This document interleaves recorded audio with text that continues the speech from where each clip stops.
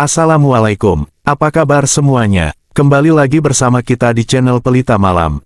Sebelumnya jangan lupa subscribe, like, dan share untuk membantu kita berkembang lebih jauh. Oke guys, langsung ke cerita. Nah, cerita kali ini adalah kisah kampung gaib.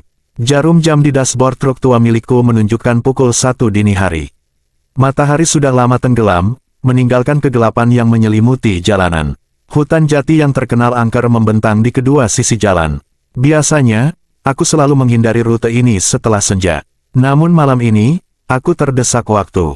Bos memintaku mengirimkan barang ke kota sebelah sebelum subuh, dan jalan pintas ini bisa menghemat waktu tempuh hingga 2 jam. Kabut tebal mulai turun, mengurangi jarak pandangku menjadi hanya beberapa meter. Udara malam terasa lembab dan dingin, menusuk hingga ke tulang. Bau anyir menyeruak dari hutan, membuat bulu kudukku berdiri.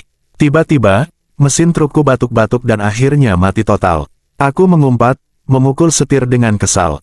Sialan, teriakku, frustrasi. Aku mencoba menghidupkan mesin lagi, tapi tidak berhasil. Keheningan hutan semakin mencekam. Hanya suara jangkrik dan gemerisik dedaunan yang terdengar. Aku merogoh senter di laci dashboard, lalu keluar dari truk. Kabut tebal membuatku sulit melihat sekeliling. Aku berjalan menyusuri jalan, berharap menemukan tanda-tanda kehidupan. Setelah berjalan sekitar 100 meter, aku melihat sebuah jalan setapak kecil yang menghilang ke dalam hutan. Sebuah plang kayu lapuk bertuliskan, Kampung Hutan, berdiri di samping jalan setapak itu. Aku ragu-ragu sejenak, tapi rasa penasaran mengalahkan ketakutanku. Aku memutuskan untuk mengikuti jalan setapak itu, berharap menemukan bantuan di kampung yang tersembunyi di dalam hutan. Jalan setapak itu semakin sempit dan berliku-liku. Pepohonan besar menjulang tinggi, menutupi langit malam. Cahaya senterku hanya mampu menembus beberapa meter ke depan. Suara-suara aneh mulai terdengar dari dalam hutan. Raungan binatang, gemerisik dedaunan, dan bisikan-bisikan samar yang membuatku merinding. Setelah berjalan sekitar setengah jam, aku melihat cahaya lampu minyak yang berkedip-kedip di kejauhan. Aku mempercepat langkahku, berharap menemukan rumah penduduk. Semakin dekat, aku melihat sebuah kampung kecil yang terdiri dari beberapa rumah panggung kayu. Suasana kampung itu sangat sunyi. Tidak ada tanda-tanda kehidupan sama sekali. Aku memberanikan diri mendekati salah satu rumah. Pintu rumah itu terbuka sedikit. Aku mengintip ke dalam, tapi tidak melihat siapapun. Aku memanggil-manggil, tapi tidak ada jawaban. Aku mendorong pintu rumah itu lebih lebar, lalu masuk ke dalam. Rumah itu sangat sederhana. Hanya ada sebuah dipan kayu, meja kecil, dan beberapa peralatan dapur. Bau kemenyan yang menyengat menusuk hidungku. Di sudut ruangan, aku melihat sesosok nenek tua duduk di kursi goyang. Nenek itu mengenakan kebaya hitam dan kain batik lusuh. Rambutnya panjang dan putih, menutupi sebagian wajahnya. "Permisi, Nek," sapaku dengan sopan. Nenek itu tidak menjawab. Dia hanya menatapku dengan tatapan kosong. Aku mengulangi sapaanku, tapi nenek itu tetap diam. Aku mulai merasa tidak nyaman. Aku memutuskan untuk keluar dari rumah itu. Saat aku berbalik, nenek itu tiba-tiba berdiri. Dia berjalan perlahan ke arahku. Aku mundur selangkah, tapi nenek itu terus mendekat. Wajahnya yang keriput terlihat semakin jelas. Matanya yang cekung menatapku dengan tajam. Aku merasakan hawa dingin yang menusuk tulang. "Tolong, Nek, saya tersesat. Truk saya mogok di tengah hutan," kataku dengan suara gemetar. Nenek itu tidak menjawab. Dia hanya terus mendekat. Aku berbalik dan berlari keluar dari rumah itu. Aku terus berlari tanpa menoleh ke belakang. Aku tidak tahu harus kemana. Aku hanya ingin menjauh dari kampung itu secepat mungkin. Aku terus berlari hingga kakiku terasa lemas. Aku berhenti sejenak untuk mengatur napas. Hutan di sekitarku terlihat semakin gelap dan menyeramkan. Suara-suara aneh semakin jelas terdengar. Aku merasa seperti sedang diawasi oleh sesuatu. Aku melanjutkan perjalanan, mengikuti jalan setapak yang semakin tidak jelas. Aku tidak tahu sudah berapa lama aku berjalan. Aku merasa seperti sedang berputar-putar di tempat yang sama. Kabut tebal semakin pekat, seolah-olah hendak menelanku hidup-hidup. Aku mendengar suara langkah kaki di belakangku. Aku menoleh, tapi tidak melihat siapapun. Aku mempercepat langkahku, jantungku berdebar kencang. Tiba-tiba, aku tersandung akar pohon dan terjatuh. Senterku terlempar dan mati. Aku meraba-raba tanah, berusaha menemukan senterku. Saat aku meraihnya, tanganku menyentuh sesuatu yang dingin dan berlendir. Aku menarik tanganku dengan cepat, jantungku nyaris copot. Aku menyalakan senterku dan mengarahkannya ke bawah. Aku melihat seekor ular besar berwarna hitam melingkar di sampingku. Ular itu mendesis, matanya yang merah menyala menatapku dengan lapar. Aku bangkit dan mundur perlahan, berusaha tidak membuat suara. Ular itu mengikutiku. Aku berlari sekuat tenaga, tapi ular itu semakin mendekat. Aku berteriak minta tolong, tapi suaraku hilang di telan kabut. Aku merasa putus asa. Aku tidak tahu harus berbuat apa lagi. Tiba-tiba, aku melihat sebuah rumah panggung kayu di depanku. Aku berlari ke arah rumah itu dan menggedor pintunya dengan keras. "Tolong, tolong buka pintunya," teriakku. Pintu terbuka perlahan. Seorang wanita muda berdiri di ambang pintu. Wajahnya pucat pasi, matanya merah darah. Dia tersenyum sinis padaku. "Masuklah," katanya dengan suara serak. Aku ragu-ragu sejenak, tapi ular itu semakin mendekat. Aku tidak punya pilihan lain. Aku masuk ke dalam rumah itu. Wanita itu menutup pintu di belakangku. Rumah itu gelap dan pengap. Bau anyir darah menusuk hidungku. Wanita itu berjalan ke arahku, senyumnya semakin lebar. Aku mundur selangkah, tapi wanita itu terus mendekat. Aku terpojok di dinding. Wanita itu mengulurkan tangannya dan menyentuh wajahku. Kulitnya dingin dan kasar. Aku memejamkan mata, pasrah dengan nasibku. Aku membuka mata. Aku masih berada di dalam rumah itu. Wanita itu tidak ada di sana. Aku menghela napas lega. Aku bangkit dan berjalan ke pintu. Aku mencoba membuka pintu, tapi pintu itu terkunci. Aku menggedor pintu dengan keras, tapi tidak ada jawaban. Aku mulai panik. Aku berlari ke jendela dan mencoba membukanya. Jendela itu juga terkunci. Aku menggedor-gedor jendela, tapi tidak ada gunanya. Aku merasa seperti sedang terjebak dalam mimpi buruk. Aku duduk di lantai, kepalaku terasa berat. Aku merasa sangat lelah. Aku memejamkan mata, berharap bisa terbangun dari mimpi buruk ini. Saat aku membuka mata, aku melihat wanita itu berdiri di depanku. Dia tersenyum sinis padaku. "Selamat datang di rumahku," katanya. Aku bangkit dan mundur selangkah. Wanita itu terus mendekat. Aku terpojok di dinding lagi. "Jangan takut," kata wanita itu. "Aku tidak akan menyakitimu." "Siapa kamu?" tanyaku. "Aku adalah penunggu kampung ini," jawab wanita itu. "Aku sudah lama menunggumu." "Kenapa kamu menungguku?" tanyaku. "Karena kamu adalah tumbal yang sempurna," jawab wanita itu. Wanita itu mengulurkan tangannya dan menyentuh wajahku lagi. Aku memejamkan mata, pasrah dengan nasibku. Saat aku membuka mata, aku berada di tengah hutan. Aku melihat trukku terparkir di pinggir jalan. Aku berlari ke arah trukku dan masuk ke dalam. Aku menghidupkan mesin, lalu melaju secepat mungkin. Aku tidak menoleh ke belakang. Aku hanya ingin menjauh dari kampung itu secepat mungkin. Aku terus melaju hingga matahari terbit. Aku berhenti di sebuah warung makan untuk sarapan. Aku menceritakan pengalaman mengerikan yang kualami kepada pemilik warung. Pemilik warung itu hanya tersenyum dan menggelengkan kepala. "Kamu pasti bermimpi," katanya. Aku tidak yakin apakah aku bermimpi atau tidak. Yang jelas, aku tidak akan pernah melupakan pengalaman mengerikan itu. Aku bersumpah tidak akan pernah lagi mengambil jalan pintas melewati hutan jati. Aku memarkir truk di pinggir jalan, rasa lelah dan lapar mulai mendera. Kuambil sebungkus roti dan botol air dari dalam truk, lalu duduk di pinggir jalan untuk makan. Pikiranku masih terus berputar, mencoba mencerna apa yang telah kualami. Saat sedang makan, seorang pria tua dengan topi jerami menghampiriku. Dia tersenyum ramah dan memperkenalkan dirinya sebagai Pak Slamet, penduduk desa terdekat. Aku menceritakan pengalaman mengerikan yang kualami semalam kepada Pak Slamet. Pak Slamet mendengarkan dengan seksama, sesekali mengangguk. Setelah aku selesai bercerita, dia menghela napas panjang. "Kampung hutan memang dikenal angker, nak," kata Pak Slamet. "Banyak orang yang tersesat dan tidak pernah kembali." "Apa yang sebenarnya terjadi di kampung itu, Pak?" tanyaku penasaran. "Konon, kampung itu dihuni oleh arwah-arwah penasaran yang tidak bisa tenang," jawab Pak Slamet. "Mereka mencari tumbal untuk menggantikan mereka di dunia ini." Aku merinding mendengar penjelasan Pak Slamet. Tiba-tiba, aku merasa sangat bersyukur masih hidup. "Terima kasih, Pak, atas penjelasannya," kataku. "Jaga dirimu baik-baik, nak," kata Pak Slamet. "Jangan pernah kembali ke hutan itu." Aku mengangguk dan mengucapkan terima kasih sekali lagi kepada Pak Slamet. Aku melanjutkan perjalanan dengan hati-hati, berjanji pada diriku sendiri untuk selalu mendengarkan nasihat orang tua dan tidak pernah lagi mengambil jalan pintas yang berbahaya. Pengalaman mengerikan itu menjadi pelajaran berharga bagiku. Aku belajar untuk lebih menghargai hidup dan selalu waspada terhadap hal-hal yang tidak terlihat. Hingga saat ini, setiap kali aku melewati jalan yang sepi atau gelap, aku selalu teringat akan malam itu di kampung hutan. Dan aku berdoa, semoga arwah-arwah penasaran di kampung hutan bisa menemukan kedamaian yang mereka cari, tanpa harus mencari tumbal lagi. Aku memarkir truk di pinggir jalan, rasa lelah dan lapar mulai mendera. Kuambil sebungkus rokok dari dashboard dan menyalakan satu batang.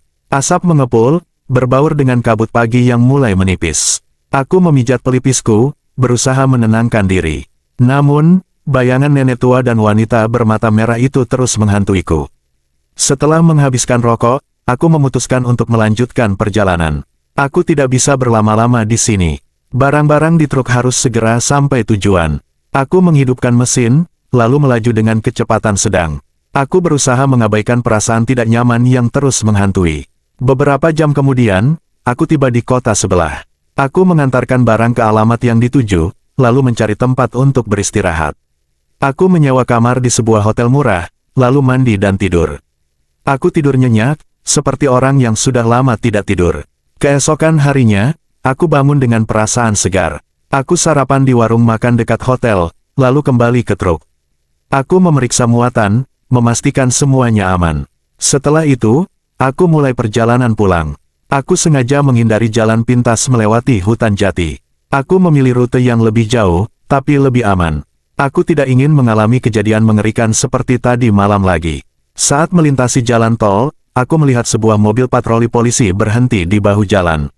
Aku menepi dan bertanya kepada polisi apa yang terjadi. Ada kecelakaan tadi malam, kata polisi itu. Sebuah truk menabrak pohon di hutan jati. Sopirnya tewas di tempat. Aku terhenyak. Aku teringat kejadian tadi malam. Mungkinkah sopir truk yang tewas itu adalah aku? Mungkinkah aku sebenarnya sudah mati? Aku menggelengkan kepala, berusaha mengusir pikiran-pikiran aneh itu. Aku kembali ke truk dan melanjutkan perjalanan. Aku tidak tahu apa yang sebenarnya terjadi tadi malam. Yang jelas, aku bersyukur masih hidup. Beberapa hari kemudian, aku membaca berita di koran tentang kecelakaan truk di hutan jati. Sopir truk yang tewas itu bernama Wahyu. Dia berasal dari desa yang sama denganku. Aku tidak pernah bertemu dengannya, tapi aku merasa kasihan padanya. Aku berpikir tentang kejadian mengerikan yang kualami. Aku tidak tahu apakah itu hanya mimpi atau kenyataan. Tapi aku yakin, ada sesuatu yang jahat di hutan jati. Sesuatu yang mengintai dari kegelapan, menunggu mangsanya. Beberapa minggu kemudian, aku mendapat telepon dari polisi. Mereka menemukan trukku terbengkalai di hutan jati. Truk itu dalam kondisi rusak parah, seperti habis menabrak pohon. Polisi mengatakan tidak ada tanda-tanda sopir truk itu. Aku terdiam, tidak bisa berkata-kata. Aku teringat percakapan dengan polisi di jalan tol beberapa hari yang lalu. Mungkinkah sopir truk yang tewas itu sebenarnya adalah aku? Mungkinkah aku sebenarnya sudah mati, dan yang sekarang hidup hanyalah rohku yang terjebak di dunia ini? Aku menutup telepon, pikiran kalut. Aku melihat bayanganku di cermin. Wajahku pucat pasi, mataku cekung. Aku tidak lagi mengenali diriku sendiri. Aku berjalan ke jendela dan melihat keluar. Langit mendung, seolah-olah akan turun hujan. Aku merasa seperti sedang terjebak dalam mimpi buruk yang tidak berujung. Aku tidak tahu harus berbuat apa lagi. Aku hanya bisa pasrah dengan nasibku. Aku berharap, suatu hari nanti aku bisa menemukan jalan keluar dari mimpi buruk ini. Dan semoga, aku bisa kembali ke dunia nyata, ke tempat di mana aku seharusnya berada. Aku terbangun dengan keringat dingin membasahi seluruh tubuh. Napasku terengah-engah, jantungku berdebar kencang. Aku melihat sekeliling, mencoba meyakinkan diri bahwa aku berada di kamarku sendiri, di rumahku yang aman. Namun, rasa takut dan cemas itu tidak hilang begitu saja. Aku masih bisa merasakan hawa dingin yang menusuk tulang, bau anyir darah yang membuat mual, dan suara-suara aneh yang berbisik-bisik di telingaku. Aku bangkit dari tempat tidur dan berjalan ke dapur. Aku membuat secangkir kopi panas, berharap bisa menenangkan sarafku. Sambil menyeruput kopi, aku merenungkan mimpi yang baru saja kualami. Mungkinkah itu hanya mimpi buruk biasa? Atau mungkinkah itu sebuah peringatan? Aku teringat cerita-cerita mistis tentang hutan jati yang sering kudengar dari orang-orang tua di desaku. Konon, hutan itu dihuni oleh makhluk-makhluk halus yang jahat. Aku menggelengkan kepala, berusaha mengusir pikiran-pikiran negatif itu. Aku harus tetap berpikir positif. Mungkin aku hanya terlalu lelah dan stres karena pekerjaan. Aku harus beristirahat dan menenangkan diri. Setelah menghabiskan kopi, aku kembali ke kamar tidur. Aku mencoba untuk tidur lagi, tapi tidak bisa. Bayangan-bayangan mengerikan dari mimpi itu terus menghantuiku. Aku memutuskan untuk bangun dan menonton televisi, berharap bisa mengalihkan perhatianku. Namun, acara televisi yang kutonton tidak membuatku tertarik. Aku terus memikirkan mimpi itu. Aku merasa ada sesuatu yang tidak beres. Aku merasa seperti sedang diawasi oleh sesuatu. Tiba-tiba, aku mendengar suara ketukan di pintu. Aku bangkit dari sofa dan berjalan ke pintu. Aku mengintip dari lubang intip, tapi tidak melihat siapapun. Aku membuka pintu perlahan, tapi tidak ada orang di sana. Aku merasa semakin tidak nyaman. Aku menutup pintu dan menguncinya. Aku kembali ke sofa dan menyalakan televisi lagi. Tapi, kali ini, aku tidak bisa berkonsentrasi. Aku terus melihat ke arah pintu, berharap tidak ada yang datang lagi. Beberapa saat kemudian, aku mendengar suara ketukan lagi. Kali ini, suara ketukan itu lebih keras dan lebih mendesak. Aku bangkit dari sofa dan berjalan ke pintu lagi. Aku mengintip dari lubang intip, tapi tetap tidak melihat siapapun. Aku ragu-ragu sejenak, lalu memutuskan untuk membuka pintu. Saat pintu terbuka, aku melihat sesosok nenek tua berdiri di ambang pintu. Nenek itu mengenakan kebaya hitam dan kain batik lusuh. Rambutnya panjang dan putih, menutupi sebagian wajahnya. Aku teringat mimpi yang kualami. Nenek tua itu adalah nenek yang kulihat di kampung gaib. Aku mundur selangkah, tapi nenek itu terus mendekat. "Jangan takut," kata nenek itu dengan suara serak. "Aku datang untuk membantumu." Aku tidak percaya dengan kata-kata nenek itu. Aku tahu, nenek itu adalah makhluk halus yang jahat. Aku berbalik dan berlari ke kamar tidur. Aku mengunci pintu kamar dan bersembunyi di bawah tempat tidur. Aku mendengar suara langkah kaki nenek itu mendekat. Aku menutup mata, berharap nenek itu tidak menemukan aku. Tiba-tiba, aku merasakan sentuhan dingin di kakiku. Aku membuka mata dan melihat nenek itu berdiri di samping tempat tidur. Dia tersenyum sinis padaku. "Kamu tidak bisa lari dariku," kata nenek itu. "Kamu adalah milikku sekarang." Nenek itu mengulurkan tangannya dan menyentuh wajahku. Aku memejamkan mata, pasrah dengan nasibku. Aku tersentak bangun. Lagi-lagi, hanya mimpi. Tapi kali ini terasa begitu nyata, begitu mencekam. Napasku memburu, keringat dingin membasahi kening. Aku meraba-raba saklar lampu dan menyalakannya. Cahaya temaram memenuhi kamar, sedikit mengurangi kegelapan yang menyesakkan. Aku duduk di tepi tempat tidur, berusaha menenangkan diri. Jantungku masih berdebar tak karuan. Mimpi itu seperti sebuah peringatan, sebuah firasat buruk yang menggelayuti pikiranku. Aku memutuskan untuk tidak tidur lagi. Aku mengambil ponsel dan melihat jam. Masih pukul 3 pagi. Terlalu dini untuk memulai aktivitas, tapi aku tidak mungkin bisa memejamkan mata lagi setelah mimpi mengerikan itu. Aku bangkit dari tempat tidur dan berjalan ke jendela. Aku membuka tirai dan menatap langit malam yang gelap. Bulan sabit menggantung di antara bintang-bintang yang berkelap-kelip. Pemandangan itu seharusnya menenangkan, tapi entah mengapa, malam ini terasa begitu mencekam. Aku teringat kembali kejadian beberapa minggu lalu, saat polisi menemukan trukku terbengkalai di hutan jati. Aku masih belum bisa menjelaskan apa yang sebenarnya terjadi. Apakah aku benar-benar mati dalam kecelakaan itu? Atau mungkinkah aku hanya hilang ingatan? Aku menggelengkan kepala, berusaha mengusir pikiran-pikiran negatif itu. Aku harus mencari tahu kebenarannya. Aku harus kembali ke hutan jati dan mencari petunjuk. Keesokan harinya, aku memutuskan untuk kembali ke hutan jati. Aku membawa beberapa perlengkapan penting, seperti senter, pisau lipat, dan sebotol air minum. Aku juga membawa jimat yang diberikan oleh kakekku sebelum beliau meninggal. Jimat itu konon bisa melindungi diri dari gangguan makhluk halus. Aku memarkir mobilku di pinggir jalan, beberapa kilometer dari tempat trukku ditemukan.